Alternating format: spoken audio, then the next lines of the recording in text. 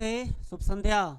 मैं उनीश आप सभी का इस एक एजुकेशन के ऐप में आप सभी का बहुत बहुत स्वागत।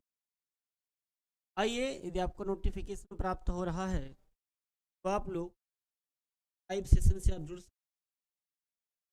हैं। प्रारंभ हो।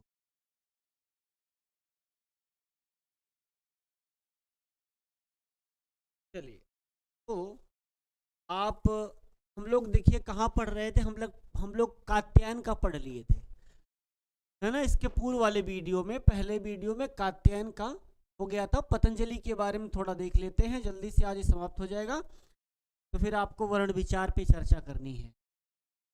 क्या लिखा है? लिखा है कि पाणिनि व्याकरण के अध्ययन के प्रथम युग का अंत पतंजलि के महाभाष्य में ही होता है ना। पाणिनि के व्याकरण के अध्ययन का प्रथम युग का अंत वो पतंजलि के महाभाष्य में ही होता है। मतलब पतंजलि के महाभाष्य से पता चलता है। पाणिनि के स्थान को दृढ़ बनाने में कात्यायन और पतंजलि ने अपूर्व परिश्रम किया है ना, इनको मजबूत बनाने के लिए। किसको? पाणिनि को। इसलिए परवर्ती वैयाकरणों ने इन तीनों को मुनित्रय के नाम से पुकारा। देखिए, आपको यह शब्द यहां मिल रहा है, मुनित्रय के नाम से पुकारा, है ना। अब ये सवाल पूछा जाता है कि मुनित्रय कौन? एक सवाल तो खूब बनता है। संस्कृत में 10 त्रयी हैं, जिसमें से एक त्रयी आपका ये मुनित्रयी। मुनित्रयी में कौन कौन आता है? पाणिनि, कात्यायन और पतंजलि। पाणिनि, कात्यायन और पतंजलि मुनित्रय कह लिया। मतलब मुनित्रय मतलब 3 मुनि, ठीक है, के नाम से पुकारा जाता। पतंजलि के समय जो है ये 2री शताब्दी ईसा पूर्व के बारे में अत्यंत दृढ़ प्रमाण उन्हीं के ग्रंथ में मिले। मतलब ये परफेक्ट है कि उनका समय 2री शताब्दी था। और वररुच कात्यायन का समय क्या था? ये लिखा था ना ऊपर, 400 ईसा वर्ष पूर्व से 300 ईसा वर्ष के पूर्व पड़ता है। और इनका 2री शताब्दी। अब पुष्यमित्र, याज्यामः, अरुणद्यवन शाकेतम, अरुणद्यवनो माध्यमिकाम, इन 3 उद्धरणों से इतना निश्चित हो जाता है कि पुष्यमित्र के समय में संभवतः उसी के दरबार में पतंजलि विराजमान थे। किसके दरबार में थे? तो पुष्यमित्र के समय में, उन्हीं के समय में यह उनके मतलब उनके दरबार में विराजमान थे। राजा महाराजाओं के दरबार में कुछ पांडित्य पूर्ण कार्य करने के लिए कुछ विद्वान रखे जाते थे। आप बाबूराम सक्सेना को खोल करके बैठ जाया करिए। उनके समय में मिनिंडर अर्थात मिलिंद ने अयोध्या और माध्यमिका पर आक्रमण किया था। कहाँ किया था? ये अयोध्या और माध्यमिका। वह गोनर्द संभवतः गोंडा के निवासी थे। यही जो गोंडा आपका दिख रहा है, गोंडा बहराइच, उसको गोनार्द भी बोला जाता है। संभवतः वर्तमान गोंडा जिला जो आपका है के निवासी थे, तथा उनकी माता का नाम गोडिका था। किसके? पतंजलि की माता का नाम गोडिका था। इनके बारे में देखिए कुछ मिल रहा है। और शंका समाधानार्थ को अत्यंत रोचक रूप में देते हुए बहुतेरे घरेलू दृष्टांतों के द्वारा विषय का सुगमता से प्रतिपादन करते हुए तथा साथ ही साथ अपने समय को सामाजिक, धार्मिक, ऐतिहासिक, भौगोलिक और साहित्यिक सब प्रकार की प्रवृत्तियों का अत्यंत मनोरम परिचय देते हुए पतंजलि ने महाभाष्य के रूप में एक अपूर्व रचना की। किसके? महाभाष्य के रूप में। ये महाभाष्य किसका है? पतंजलि का। ये इसको अंडरलाइन कर लीजिए। महाभाष्य का पतंजलि, मतलब महाभाष्य किसका है? पतंजलि का। और ये अष्टाध्यायी के ऊपर एक टीका है। इसके जोड़ का संस्कृत में और कोई भी ग्रंथ नहीं है। पतंजलि की शैली के प्रवाह की बराबरी केवल श्री शंकराचार्य का शारीरिक भाष्य ही कर पाता है। अभी इसमें से जो सबसे महत्वपूर्ण लाइन थी वो एक थी है कि इनका समय जो 2री शताब्दी ईसा पूर्व था, इसको अंडरलाइन करना है। पूरी तरह ये 3 आते हैं, इसको करना है। इनका कहाँ घर ये था, ये किसके राज्यसभा में थे? तो पुष्यमित्र शुंग की। ये वाली लाइन आपको अंडरलाइन करनी है। और गोनर्द मतलब गोंडा के निवासी थे। अब इनकी माता का नाम क्या था? गोडिका था। यह बात आपको, ये गोडिका, ये चीजें आपको जाननी है। और एक महाभाष्य किसका है? ये पतंजलि का। ये 2-4 बातें आपको नोट कर लेना है।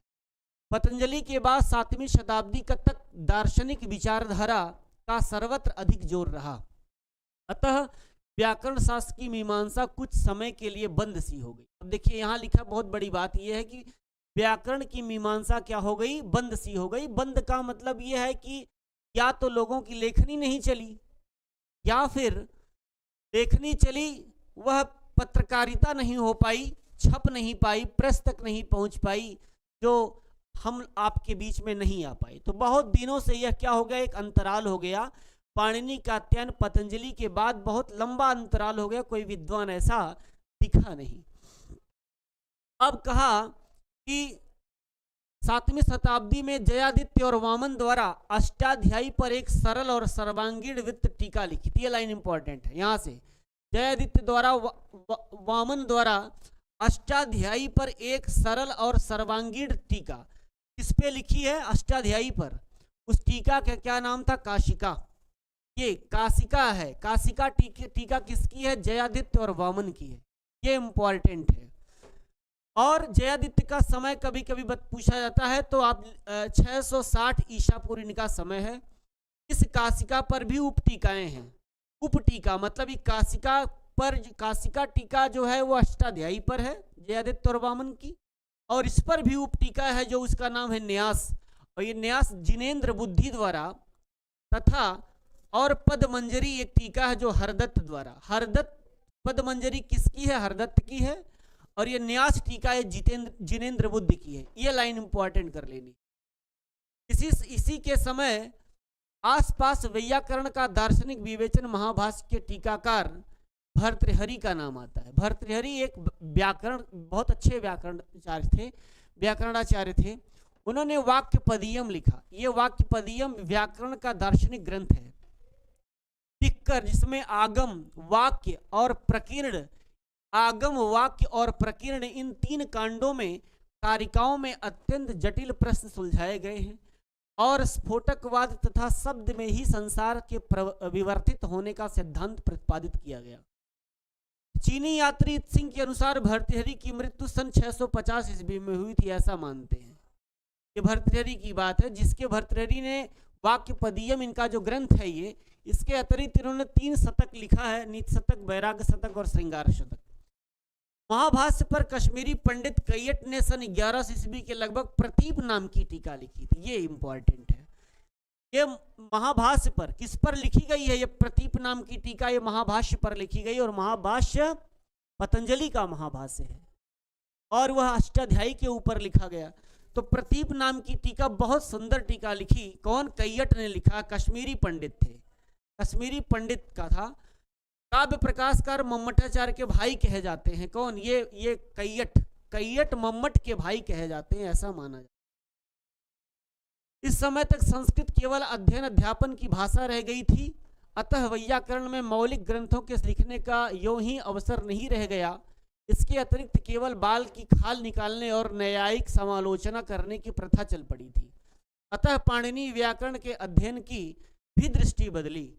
उसके क्रम में क्रांतिकारी परिवर्तन होने लगे। अब विषय विभाग के आधार पर अष्टाध्यायी में सूत्रों की व्यवस्था की जाने लगी। विमल सरस्वती ने सन 1350 ईसा पूर्व में रूपमाला किसकी थी, ये इंपॉर्टेंट है, यहां से देख लीजिएगा। विमल सरस्वती ने, कि आपकी किताब में अंडरलाइन कर लीजिए, विमल सरस्वती ने सन 1350 ईस्वी में रूपमाला, और रामचंद्र ने 15वीं शताब्दी ईसा पूर्व में प्रक्रिया कौमुदी, ये प्रक्रिया कौमुदी किसकी है, रामचंद्र की, और रूपमाला किसका है, विमल सरस्वती का।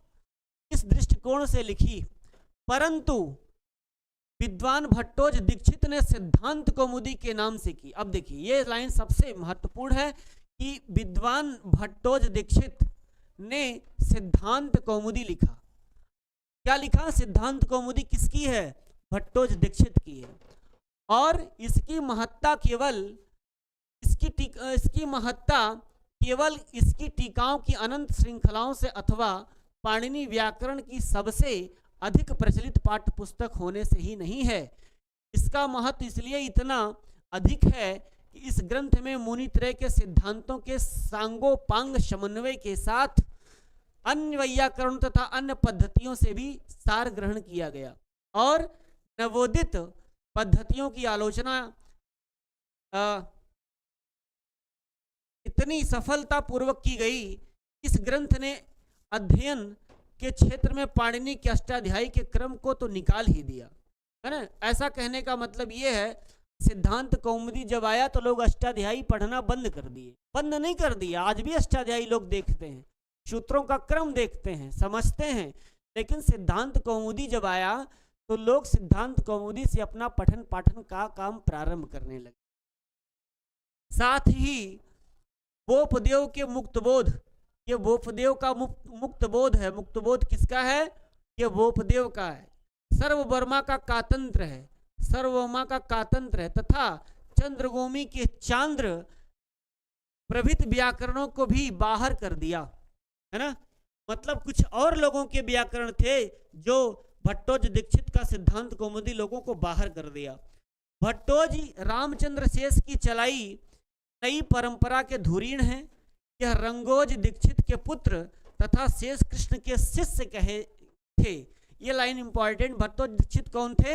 ये रंगोज दीक्षित के पुत्र थे। इनके पिता का नाम रंगोज दीक्षित था और शेष कृष्ण इनके गुरु थे, है ना। इन्होंने सिद्धांत कौमुदी पर स्वयं प्रौढ़ मनोरमा नाम की टीका लिखी है। ये बहुत महत्वपूर्ण है। प्रौढ़ मनोरमा नाम की एक टीका है। कौन? प्रौढ़ मनोरमा। यह प्रौढ़ मनोरमा किस पर है? यह इन्होंने स्वयं लिखा है अपने सिद्धांत कौमुदी पर। सिद्धांत कौमुदी के ऊपर क्या लिखा गया? प्रौढ़ मनोरमा नाम की एक टीका लिखी गई। अब और लिखा कि पाणिनि की अष्टाध्यायी पर शब्द कौस्तुभ नाम की विस्तृत व्याख्या की। एक शब्द कौस्तुभ नाम की टीका है, अपनी किताब में देखेंगे, यहां आपको देखने को मिलेगा। इस शब्द कौस्तुभ नाम की टीका अष्टाध्यायी पर इन्हीं की है। तो दोनों चीजें नीचे की अंडरलाइन आप जरूर कर लेना। भट्टोज के भतीजे कौंड भट्ट थे और वाक्य विन्यास और दार्शनिक विवेचन संबंधी वैयाकरण भूषण नामक पुस्तक लिखी थी इन्होंने। वैयाकरण भूषण नामक पुस्तक किसने लिखी थी? ये कौंड भट्ट ने लिखा था। भट्टोज के गुरु भाई पंडित राज जगन्नाथ ने प्रौढ़ मनोरमा पर मनोरमा कुछ मर्दिनी नामक आलोचनात्मक टीका लिखी है। भट्टोज दीक्षित के गुरु या भाई थे कौन? पंडित राज जगन्नाथ। पंडित राज जगन्नाथ का एक प्रौढ़ मनोरमा है। प्रौढ़ मनोरमा पर उन्होंने क्या लिखा? स्वयं टीका लिखी, मनोरमा कुछ मर्दिनी। कुछ का अर्थ होता है स्तन, ना, स्तन को कुछ कहते हैं। और लिखा कि इनके अनंतर, अब इसके बाद की बात है, व्याकरण के क्षेत्र में सबसे उज्जवल चमकने वाले सितारे तथा अनेक शास्त्रों पर समान अधिकार रखने वाले प्रखर मेधावी नागेश भट्ट का नाम आता। अब वहां से चल रहा है पाणिनि से व्याकरण, चलते चलते चलते चलते लास्ट में आप नागेश भट्ट का नाम आया। नागेश भट्ट का नाम आता है। धर्मशास्त्र, साहित्य, योग आदि के अतिरिक्त व्याकरण शास्त्र में 1 दर्जन के लगभग टीका ग्रंथों एवं स्वतंत्र ग्रंथों का प्रणयन इस विस्तृत विद्वान की लेखनी से हुआ। इसका ये कई नागेश आए। इनमें शब्द रत्न, प्रौढ़ मनोरमा, इनमें शब्द रत्न मतलब प्रौढ़ मनोरमा पर टीका है। शब्द रत्न, प्रौढ़ मनोरमा पर टीका लिखी शब्द रत्न, और विषमी टीका एक शब्द कौस्तुभ की पर लिखा गया। वैयाकरण सिद्धांत मंजूषा शब्देंदु शेखर और परिभाषेंदु शेखर बहुत प्रसिद्ध है। नागेश भट्ट ने गंगेश उपाध्याय द्वारा प्रवर्तित नव्य न्याय की प्रतिपादन शैली में गंभीर और सूक्ष्म विचार प्रकट किए हैं। सिद्धांत कौमुदी का संक्षेप बालकों की सुविधा के लिए लघु सिद्धांत कौमुदी तथा मध्य सिद्धांत कौमुदी के रूप में वरदराजाचार्य ने किया। ये बहुत इंपॉर्टेंट है। सिद्धांत कौमुदी के संक्षेप मतलब उसको छोटा कर दिया। किसका? ये भट्टोज दीक्षित का सिद्धांत कौमुदी को छोटा कर दिए। इनके शिष्य थे जो का नाम था वरदराजाचार्य। वरदराज का जो आप लोग पढ़ते हैं यही लघु सिद्धांत कौमुदी और मध्य सिद्धांत कौमुदी और इसके बाद एक सार सिद्धांत कौमुदी इन्होंने लिखा। अब इसमें जो लिखा सबसे महत्वपूर्ण क्या होगा ये बताया जाएगा। लघु कौमुदी का प्रचार बहुत हुआ। हम यहां संक्षेप में अन्य पद्धतियों का भी उल्लेख कर दे रहे हैं।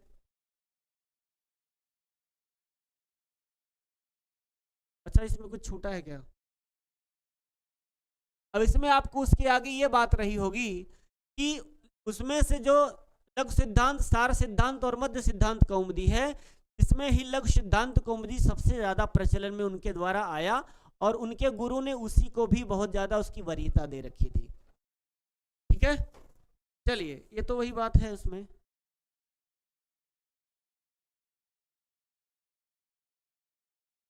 पाणिनि व्याकरण के अध्ययन की विधि, अब इसमें कुछ है नहीं ज्यादा, व्याकरण शास्त्र को अच्छी तरह से अल्पकाल में समझने के लिए वैज्ञानिक विधि, इसमें और कुछ है नहीं, आप अपनी किताब से इसको पढ़ लीजिए, है ना। चलिए आज का जो सवाल होगा, जो बहुत महत्वपूर्ण बात थी इसमें जो आप पढ़ रहे थे, उसमें जानते हैं क्या थी? उसमें पाणिनि, कात्यायन और पतंजलि के बारे में पढ़ लेना, उस पर अंडरलाइन कर लेना।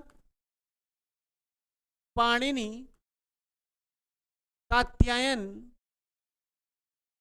इसको आप वररुच के नाम से जानते हैं, और पतंजलि, आप इन तीनों लोगों के बारे में पढ़ लेना अच्छे से, इनका समय देख लेना, इन लोगों का समय देख लेना, इनके माता पिता का जो नाम प्राप्त होता है उसको पढ़ लेना।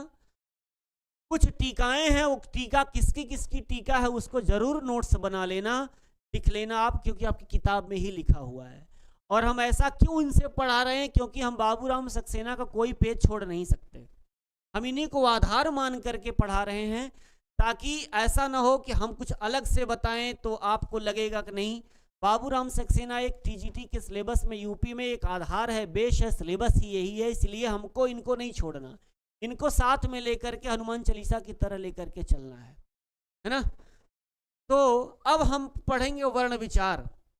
अब वर्ण विचार में लिखा है कि वर्ण विचार का मतलब होता है वर्ण या अक्षर, अक्षर या वर्ण पर हम विचार करेंगे। जब हम विचार करेंगे तो हमको ये पता चलेगा कि उसमें कौन सा वर्ण जो है, कौन किसको हम स्वर कहते हैं, किसको हम व्यंजन कहते हैं, स्वर किसे कहते हैं, स्वर में कितने स्वर आते हैं, कौन सा उसमें दीर्घ आता है, कौन प्लुत आता है, ये सब देखेंगे। व्यंजन के कितने भेद होते हैं हम ये देखेंगे। फिर वर्णों का उच्चारण स्थान देखेंगे, वर्णों के अभ्यंतर और बाह्य प्रयत्न देखेंगे। तो ये बाबूराम सक्सेना जिस हिसाब से लिखे हैं, पढ़ तो लोगे आप, लेकिन हो सकता है पहली बार पढ़ने वाले के दिमाग में न घुसे बात, इसलिए हम यहाँ से कुछ अलग पेज लेकर के आपको पढ़ाने का प्रयास करेंगे, है ना। तो वर्ण विचार में लिखा कि संस्कृत शब्द का अर्थ क्या होता है? संस्कार की हुई, परिमार्जित, शुद्ध संप्रति। इस शब्द से आर्यों की साहित्यिक भाषा का बोध होता है। यह भाषा प्राचीन काल में आर्य पंडितों की बोली थी। सबसे पहले भारत में आर्य आए थे और आर्य ने सबसे पहले संस्कृत बोला, तो ये आर्य पंडितों की बोलचाल वाली भाषा थी। इसे के द्वारा चिरकाल तक आर्य विद्वानों का परस्पर व्यवहार होता था। जनसाधारण की भाषा का नाम प्राकृत था। जो जनसाधारण की भाषा के लोग जो कॉमन बोलते थे वो प्राकृत बोलते थे। और संस्कृत भाषा का महत्व विशेषतः आज भी है, क्योंकि आर्य सभ्यता के द्योतक अधिकांश ग्रंथ इसी में हैं और इसके ही ज्ञान से उन तक पहुंच सकते हैं। ठीक है, इतनी बातें। और क्या है? तो और व्याकरण के बारे में दिया है। व्याकरण का अर्थ क्या है अभी आपको बताएंगे। तो व्याकरण का अर्थ क्या है? किसी वस्तु के टुकड़े टुकड़े करके उसका ठीक स्वरूप दिखा देना व्याकरण कहलाता है। इस शब्द के भाषा के संबंध में अधिक प्रयोग में आता है। यदि देखा जाए तो प्रत्येक भाषा वाक्यों का समूह है। वाक्य कई बड़े होते हैं, कोई छोटे होते हैं, पर बड़े वाक्य बहुधा छोटे वाक्यों के सुसंबंध समूह होते हैं। अब इसको आप बाद में पढ़ना, परंतु अब यहीं से हमको एक पेज लेना है, उसके बारे में थोड़ी सी आपसे चर्चा करनी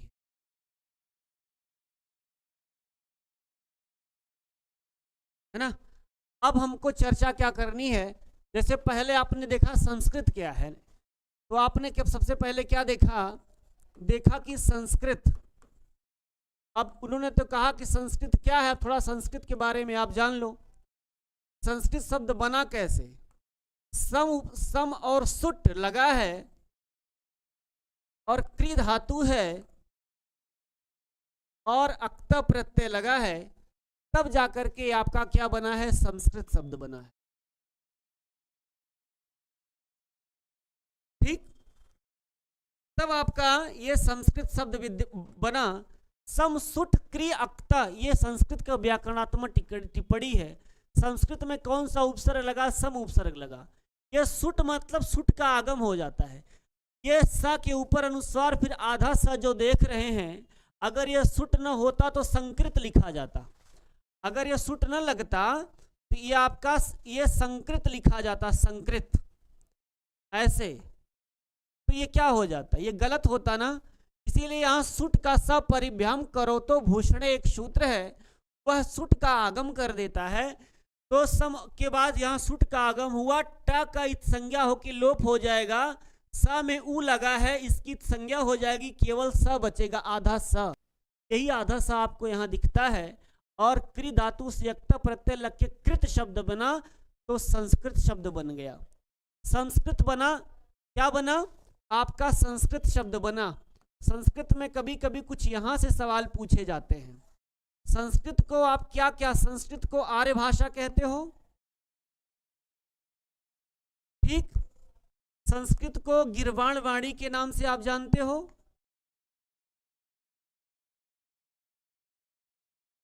संस्कृत को आप वैज्ञानिक भाषा जानते हो।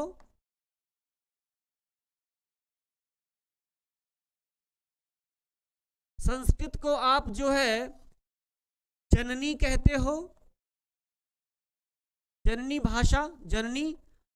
इसको आप देव भाषा भी कहते हो। इसको आप, हो गया। तो आर्य संस्कृत को कितनी भाषा से आप जानते हो? आर्य भाषा के नाम से संस्कृत जानी जाती है, क्योंकि आर्य सब, अभी आपने बाबूराम सक्सेना कहे हैं तो आपने पढ़ा कि आर्य भाषा सबसे पहले कौन आए थे? आर्य आए थे, और आर्य ने संस्कृत बोलना शुरू किया था। इसको गिरवाण वाणी, गिरवाण का मतलब होता है देवता। गिरवाण का मतलब क्या होता है? देवताओं की वाणी होती है, मतलब देवताओं की स्तुति इत्यादि आप संस्कृत के श्लोकों के द्वारा करते हो। वैज्ञानिक भाषा का मतलब ये होता है कि इसमें क्रमबद्धता होती, जिस प्रकार से विज्ञान अपने प्रैक्टिकली के आधार पर चलता है, ठीक उसी प्रकार से संस्कृत भी एक सिस्टम से चलती है। विदाउट सिस्टम नहीं संस्कृत चलती है ना। तो इसलिए इसको हम वैज्ञानिक भाषा के नाम से भी जानते हैं। जननी हम इसलिए कहते हैं कि जितनी समस्त भाषाएं हैं उसकी यह माँ है। यहीं से आपका मूल स्रोत निकला हुआ, जिस प्रकार से जैसे माँ गंगा हिमानी के पर्व से गौमुख से निकली हैं और धरती को धन्य करती हैं, धरा को धन्य करती हैं, उसी तरह से यह संस्कृत समस्त भाषाओं को क्या करती है? उनको तार देती है, उनको धन्य बना देती है। समस्त भाषाओं की माँ है क्या? संस्कृत।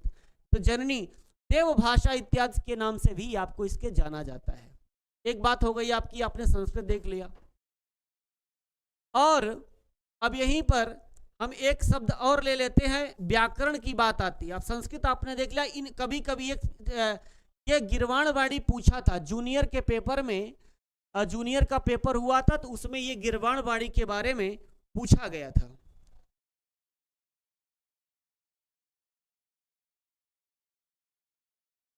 ठीक है, तो गिरवाण वाणी के बारे में इसलिए इसको लिख दिया हमने। इन संस्कृत को इन नामों से भी जाना जाता है। नोट्स बना लीजिएगा। अब यहीं पर हम एक और चीज लेते हैं। अब व्याकरण की बात करते हैं। चलिए इसको यहां नहीं लेते हैं, दूसरे पेज ले लेते हैं। इसका दूसरा पेज हम ले लेते हैं। जैसे क्या? व्याकरण।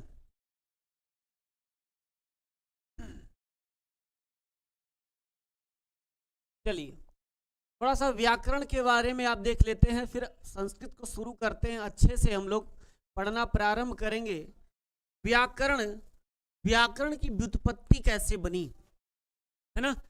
व्याकरण, अब देखिए, पी और आंग उपसर्ग पूर्वक, पी प्लस आंग उपसर्ग पूर्वक, पी आंग प्लस क्री धातु से ल्युट प्रत्यय लगा है।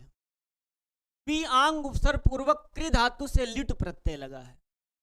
कहते हैं कि व्यक्रियन्ते व्युत्पाद्यन्ते, व्यक्रियन्ते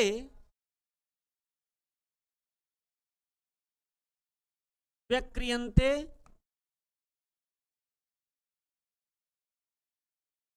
व्युत्पाद्यन्ते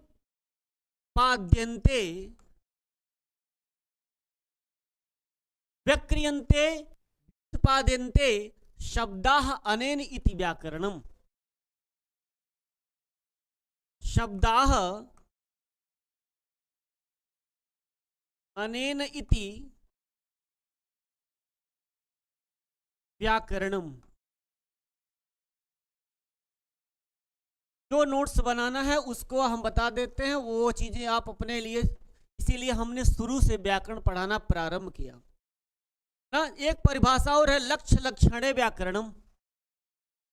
एक परिभाषा और मिलती है लक्ष्य लक्षणे व्याकरणम। लक्ष्य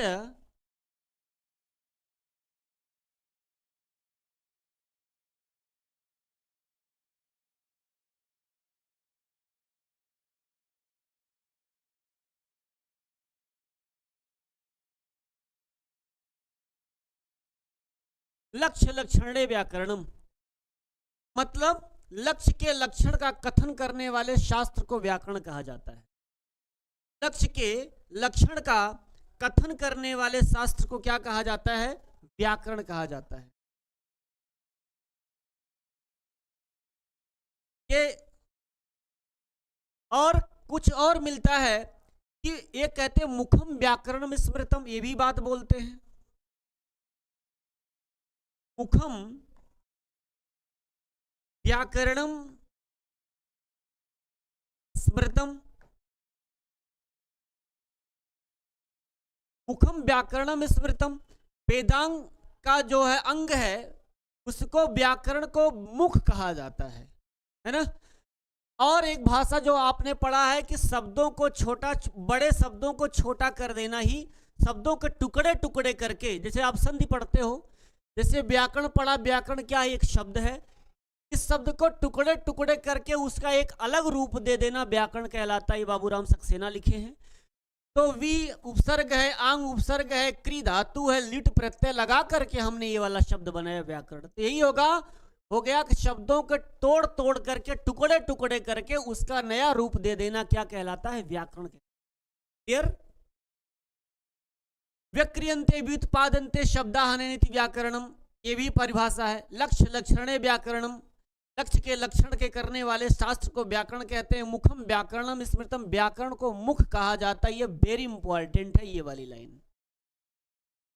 इतनी सी बात आपको व्याकरण के बारे में जानना था। और आइए हम अब अगली बात देखते हैं, वर्ण विचार पर चर्चा करेंगे। किस पे चर्चा करेंगे? वर्ण विचार, जो आज हमने देखा था।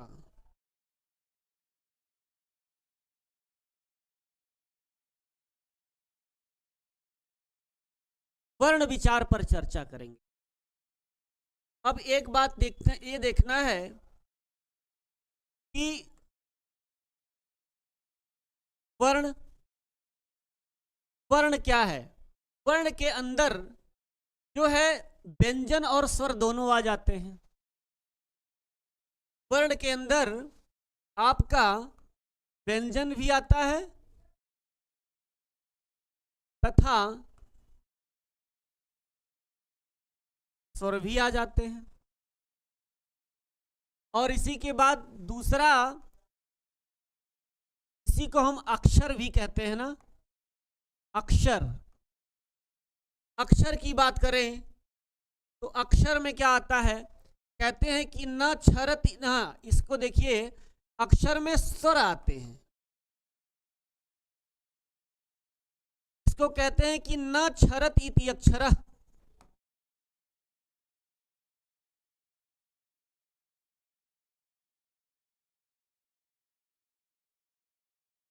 न क्षरत इति अक्षरः, जिसका कभी क्षरण न हो, जिसका कभी नाश न हो, जो कभी समाप्त न हो जाए, वो आपका अक्षर कहलाता है। अब जैसे वर्ण में, तो वर्ण भाषा की सबसे छोटी इकाई क्या होती है? वर्ण या ध्वनि कहते हो, है ना। भाषा की सबसे छोटी इकाई क्या होती है? वर्ण या ध्वनि होती है। अक्षर तो न, जिसका कभी क्षरण न हो, मतलब जो कभी समाप्त न हो, वो आपका स्वर अक्षर के अंतर्गत आता है। अब हमको एक चीज ये पढ़ना है, वर्ण और अक्षर क्या क्या कहलाते हैं। तो हम यही लिख सकते हैं वर्ण या अक्षर। वर्ण पढ़ ले या अक्षर पढ़ ले। अब इसको हम दो भागों में डिवाइड कर दें। पहला भाग हमारा पहला क्या होगा? पहला ये हमारा है स्वर, इसको हम अच भी कहते हैं। और दूसरा क्या है?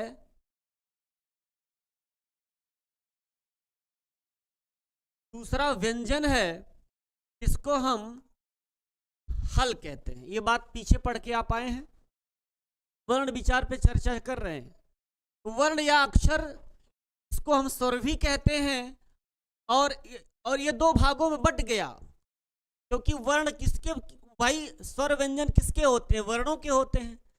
अब इसको दो भागों में हमने बांटा, तो ये स्वर हो गया, ये व्यंजन हो गया है। अब एक चीज आपको ये पढ़नी है, इसको देख लिया आपने। अब आपको पढ़ना क्या है? स्वर। अब आपको स्वर के बारे में जानना है कि स्वर क्या है। तो कहते हैं कि स्वयं राजन्ते ही स्वरा।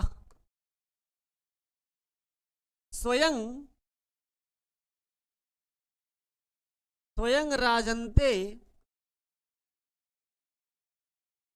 इति स्वराः। मतलब जो स्वयं राज करे, जो स्वयं प्रकाशित हो, उसको स्वर कह सकते हैं। आप ऐसा लिख सकते हो। जो स्वयं प्रकाशमान हो, जो स्वयं प्रकाशमान हो,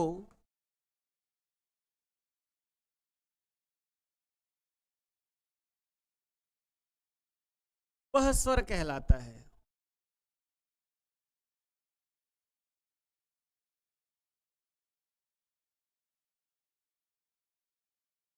जो स्वयं प्रकाशमान हो वह स्वर कहलाता है।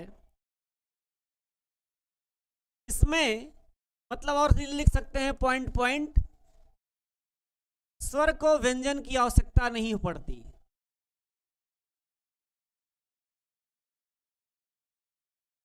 स्वर को व्यंजन की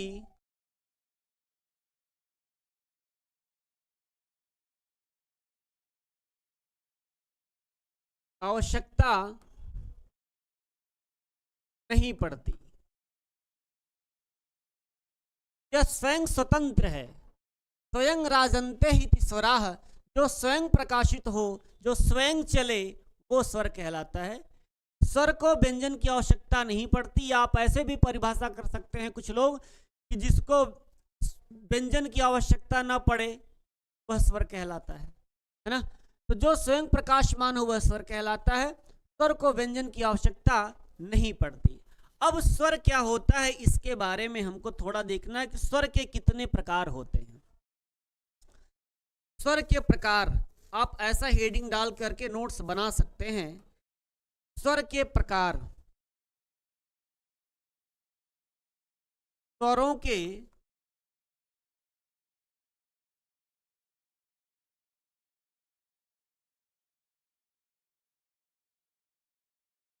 के प्रकार, है ना। चलिए स्वरों के प्रकार के बारे में जान लें। जैसे हमने लिखा यहां, लिखा स्वर।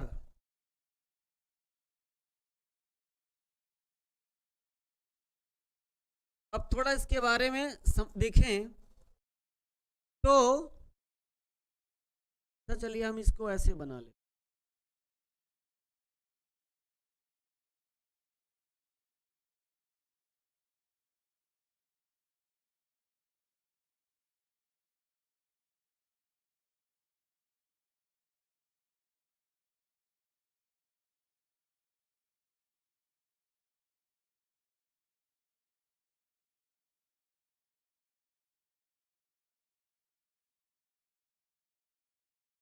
यही पढ़ा दे नहीं तो सर।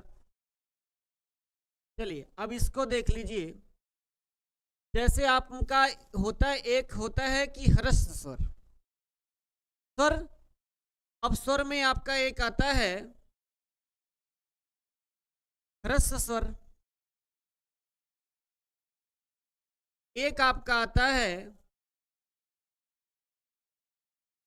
दीर्घ स्वर,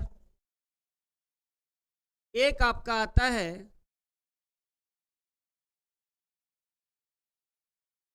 प्लुत स्वर। स्वर के प्रकार, तो स्वरों के प्रकार कितने होते हैं? स्वरों के प्रकार कितने हैं? 3 होते हैं।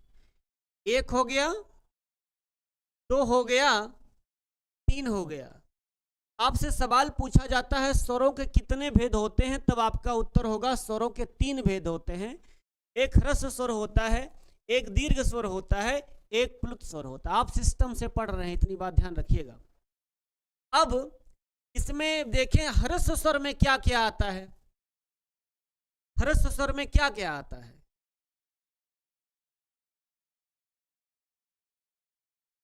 आपका इसमें आपका क्या क्या आएगा? इसमें अ, ई, उ, री, री, ये इतना आता है ना। आ, ई, उ, री, री, ये आपका ह्रस्व स्वर है कि नहीं है? अब आप यहीं पर लिख सकते हैं कि एक मात्रा कालिक, एक मात्रा काल, इसकी कितनी मात्रा होती है? एक मात्रा होती है। ह्रस्व, दीर्घ और प्लुत। अब इसमें क्या आता है? इसके अंतर्गत क्या आएगा? आ, ई, इसके बाद आपका ऊ, बड़ा ऊ, बड़ी री, ए, आई, ओ, औ। ये जो आपके हैं ये आपके दीर्घ स्वर होते हैं। आप यहां लिख सकते हो 2 मात्रा काल, द्विमात्रिक।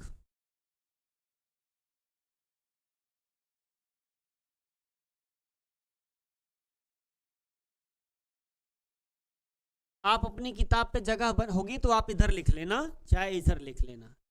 ये द्विमात्रिक हो गए। इसके बाद प्लुत के अंतर्गत क्या आएगा? आ के बाद आप ऐसे देखते होंगे 3, के बाद आप ऐसे देखते होंगे 3, ऊ के आगे आप ऐसे देखते होंगे 3, री के आगे आप देखते होंगे 3। ये चीज। अब आप इसके आगे लिख सकते हो 2 से अधिक मात्रा काल वाला, या 3 मात्रा कुछ लोग लिखते हैं।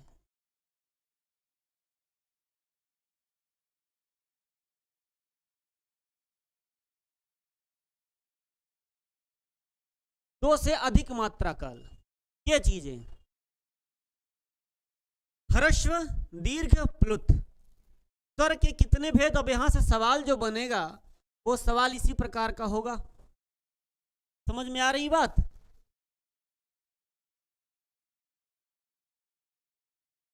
कि स्वर पढ़ रहे हो आप, स्वर की परिभाषा देख लिया, इसको स्वर कहते हैं। स्वर के कितने भेद होते हैं तो लिख लेना अपने कॉपी पे। स्वर के 3 भेद होते हैं। एक ह्रस्व स्वर होता है, एक दीर्घ स्वर होता है, एक प्लुत स्वर होता है। और ह्रस्व स्वर में आ, ई, उ, री, री आधा होता है, और दीर्घ में इससे बड़ा 2 मात्रा होती, आ, ई, उ, री, ए, आई, ओ, औ हो जाता है। जब बाबूराम सक्सेना को खोल के पढ़ेंगे तो वहां आपको लिखा होगा सादे, इसके आगे लिखा हुआ सादा, इसके आगे लिखा होगा मिश्रित, ए, ओ, आई, औ के आगे, है ना। तो आप यहां समझ लें, ज्यादा आपको अच्छा लगेगा। प्लुत होगा आ के बाद ई, आ, ई के बाद 3। प्लुत का अर्थ होता है कि 2 मात्रा से अधिक का समय जिसमें लगे। अब मात्रा, एक श्लोक आता है कि एक मात्रा भवेत् ह्रस्वो, द्विमात्रा दीर्घ उच्यते, और त्रिमात्रस्तु प्लुते गेयम, व्यंजनम चार्ध मात्रिकम, व्यंजन की आधी मात्रा होती, खूब सवाल पूछा जाता है। व्यंजन की कितनी मात्राएं? आधी मात्रा। और ह्रस्व को कितनी मात्रा? एक मात्रा। दीर्घ की कितनी मात्रा? दो मात्रा। और प्लुत की एक मात्रा भवेत ह्रस्रो द्विमात्रा दीर्घ उच्यते। उच्यते माने दीर्घ कहा जाता है। और त्रिमात्रस्तु तीन मात्रा वाला, तीन मात्रस्तु प्लुतो गेयम व्यंजनम चार्ध्मात्रिकम, व्यंजन की आधी मात्रा होती है। सवाल खूब पूछा जाता है।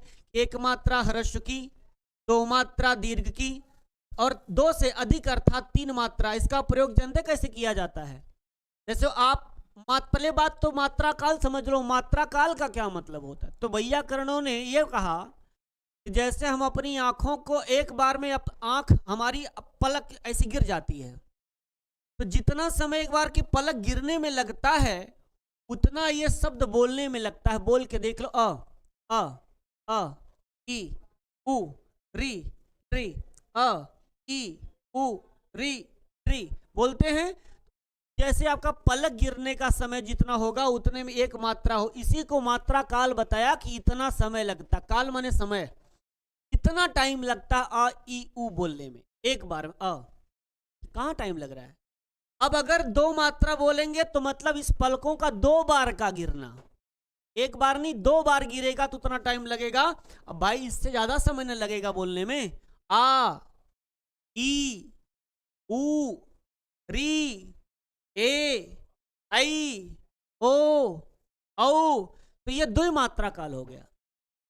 जब इसकी मात्रा दो से अधिक हो गया, जैसे हम बोलते हैं ओम,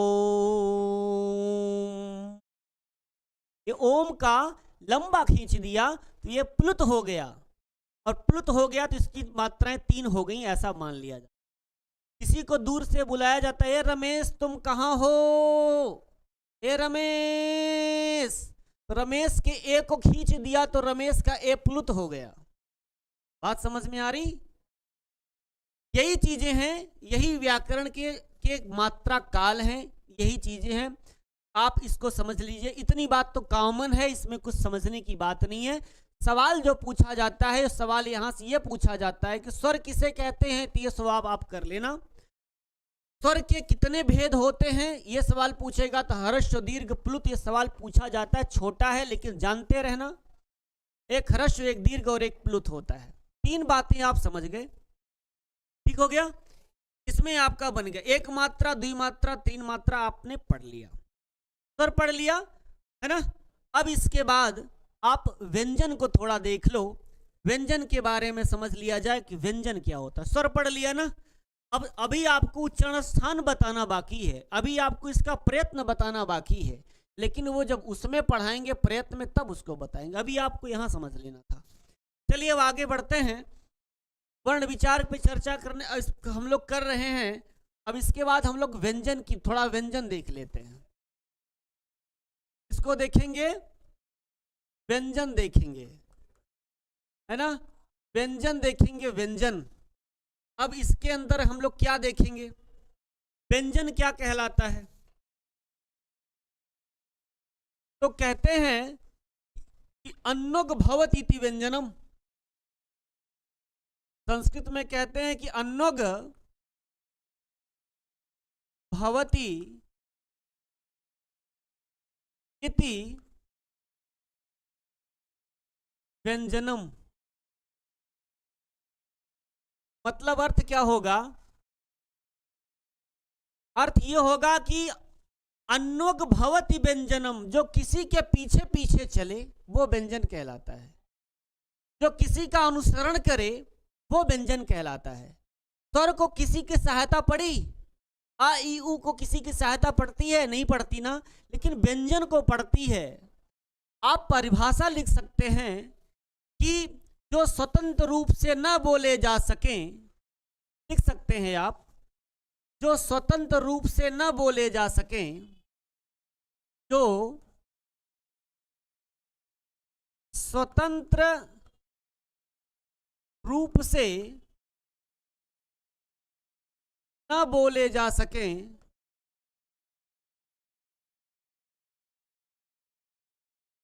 अगर हम आपको बाबूराम सक्सेना की लाइन पढ़ा के हट जाते हैं ना तो बहुत अच्छा रहता, जल्दी चला जाता, लेकिन आप समझ नहीं पाते। जिसका उच्चारण स्वर की सहायता के बिना नहीं होता, इसका उच्चारण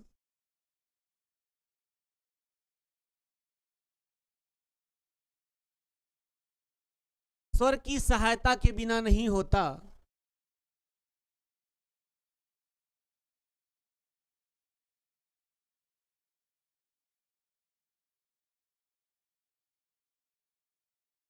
बिना नहीं होता, व्यंजन कहलाते हैं।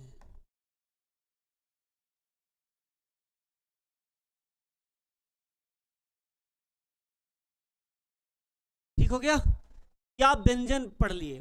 मतलब आप एक नोट्स बना रहे हो बहुत बेहतरीन। अगर ये आप हमारा नोट्स बना लिए ना, बहुत काम देगा आपको। फिर आपको छोटी छोटी व्याकरण की चीजों में आपको घूमना नहीं पड़ेगा, आप अच्छे से समझ जाओगे। बहुत मेहनत कर आपके लिए किया जाता है। अब ये चीजें हो गई व्यंजन। व्यंजन क्या हो, जिसको हम संस्कृत के भाषा में यहाँ पे हम इसको हल भी कहते हैं। हल क्या है? प्रत्याहार है। हल प्रत्याहार में समस्त व्यंजन आ जाते हैं, इसलिए हम इसको हल कह के काम चला लेते हैं। जो स्वतंत्र रूप से न बोले जा सके, जिसका उच्चारण स्वर की सहायता के बिना नहीं होता, वो व्यंजन कहलाते हैं। मतलब जब बोलते हो किसी व्यंजन को आप, जैसे का व्यंजन है, जैसे आप यहां लिख सकते हो, जैसे जैसे जैसे का व्यंजन है का। अब का में आ लगा हुआ है, अगर आप का से आ निकाल दो तो ये स्वर हो गया, ये का हो गया, शुद्ध व्यंजन ये हो गया क। अब इसमें का में आ लगा है, इसीलिए कहा कि स्वतंत्र रूप से ना बोले जा सके। इस का को कैसे बोलोगे? इसमें आ निकलेगा जरूर, और जब आ निकलेगा तो ये मात्रा हट जाएगी, तब ये इसमें समाहित हो जाएगा। क ख ग घ, हर में सब ई उ ई का, हर जगह सब स्वर लगा हुआ है, तब वो बोले जा सकते हैं। इसीलिए कहा अन्नक भवती व्यंजनम। जो किसी का अनुकरण करे ना, जो किसी का अनुकरण करे, पीछे पीछे चले, वो आपका क्या कहलाएगा? वो आपका व्यंजन कहलाता है। इतनी बात तो आपको समझ में आ गई होगी। अब व्यंजन के प्रकार देख लीजिए। अब यहीं पर आप देख लीजिए व्यंजनों के प्रकार। व्यंजनों के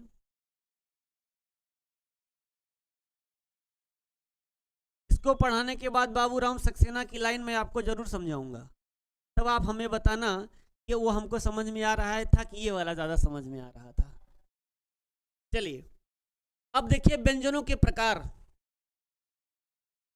तो व्यंजनों के प्रकार में आप एक लाइन खींच लें ऐसे। अब इसमें आप बना लीजिएगा, जैसे आप यहां बना लीजिए स्पर्श व्यंजन।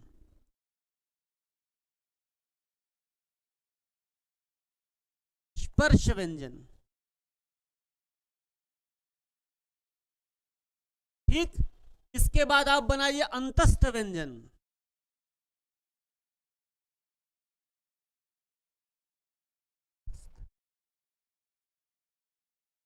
अंतस्थ व्यंजन। इसके बाद आप बनाइए ऊष्म व्यंजन।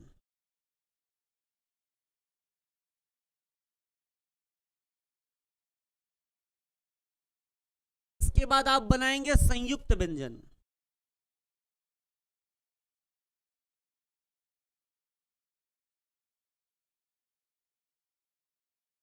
संयुक्त व्यंजन।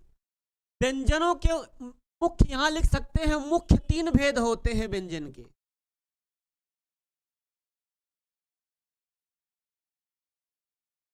और आप लिख सकते हैं कुल 4 भेद होते हैं। जब आपसे मुख्य पूछे तो आप 3 लगाना है, केवल स्पर्श, अंतस्थ और ऊष्म लगाना है। जब कुल भेद पूछेगा तो संयुक्त व्यंजन जोड़ करके 4 लगाना है। 1 हो गया, 2 हो गया, 3 हो गया, और आपका ये 4 हो गया। स्पर्श व्यंजन में क से म तक वर्ण आते हैं, जो 25 वर्ण आते हैं। इसके नीचे आप लिख सकते हो क से म तक, क से म तक 25 व्यंजन, क से म तक 25 व्यंजन आते हैं।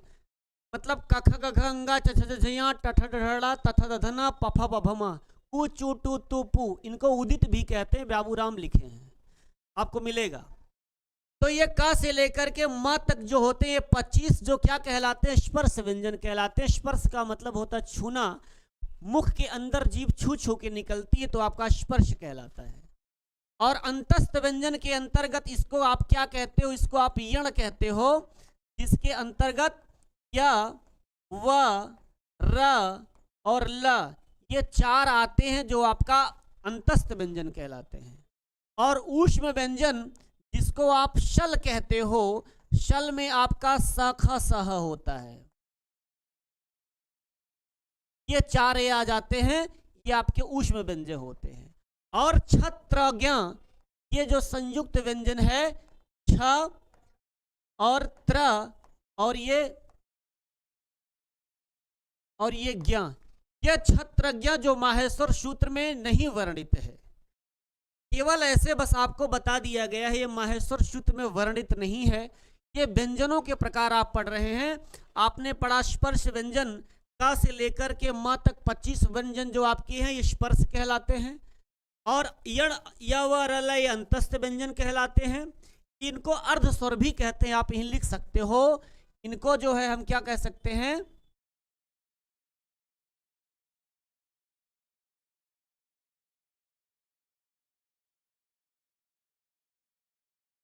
इनको अर्ध स्वर भी कह सकते हो, ये अर्ध स्वर भी है। और ऊष्म व्यंजन सखा सह जो ऊष्म होते हैं, गर्म होते, ये होते हैं। संयुक्त व्यंजन छत्रज्ञ होते हैं, मतलब ये माहेश्वर सूत्र में नहीं वर्णित होते हैं। ये क श मिलकर के छ बनता है, त र मिलकर के त्र बनता है, और ज्ञ ज और य मिलकर के ज्ञ बनता है। तो इतनी बात आज आपने देखा। अब आपको इसके अंतर्गत अयोग वाह भी पढ़ना है कल। इसको पढ़ाने के बाद हम बाबूराम सक्सेना की जो लाइन है इसको कल जरूर आपको पढ़ाएंगे, उसको देखेंगे कि ये क्या बोले, इस चीज को कैसे बताए थे। तो अगर आप ऐसे पढ़ते हैं तो ये आपके लिए एक नोट्स बढ़िया बनेगा, बेहतरीन आप इसको समझेंगे। अब इसके बारे में अभी आपको एक आध दिन या 2 दिन, क्योंकि 1 ही घंटे की कक्षा होती है, तो हम आपको इसका अभी इसका हम उच्चारण स्थान भी पढ़ना है और प्रयत्न पढ़ने, तब हम संधि में प्रवेश करेंगे। दोस्तों बस आज की कक्षा को यहीं पर विराम करते हैं। बहुत बहुत धन्यवाद, नमस्ते।